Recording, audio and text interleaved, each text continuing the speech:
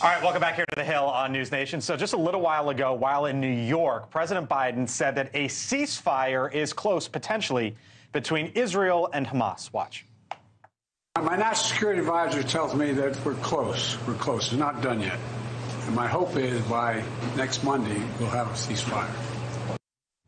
Now, the announcement comes as the president is facing a major test tomorrow as Democrats head to the polls in Michigan. Now, he is not facing a serious primary challenge. Rather, a group of liberal Democrats in that state are pushing people to vote, quote unquote, uncommitted as a protest to the president's policies, especially regarding his handling of the Israel-Hamas war. And the state's governor, Gretchen Whitmer, is one of the national co-chairs of the president's re-election campaign. She says she is doing everything, Kelly, to rally support for President Biden. How big of a problem is this in the state of Michigan right now for him? You're out on the trail with him. I am so curious about what's going to happen tomorrow. We've been reporting on this, that folks are looking to check off uncommitted on this ballot on Tuesday. This is a battleground state. This is somewhere where Trump could really take this. And I think, you know, especially when the comments come out where he's saying a ceasefire deal may be close, that's exactly what those supporters there in Michigan, Arab Americans, want to hear. A week away. A week away. But he felt compelled to say it the day before. I mean, and to be fair to him, there have been some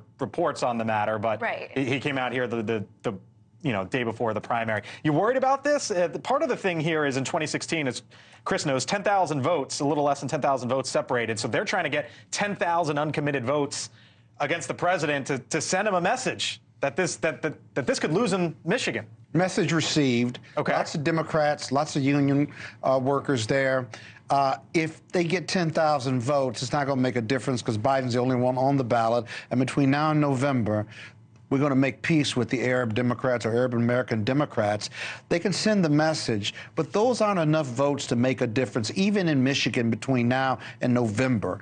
And between the peace that we're going to make with them and the fact that they're going to have one choice, Trump or Biden, we're going to win Michigan. No matter what happens tomorrow, the question is, will they come home in November? Or will they even turn out? Right. Or they even turn out. Now, the magic number that you're looking for tomorrow. Okay.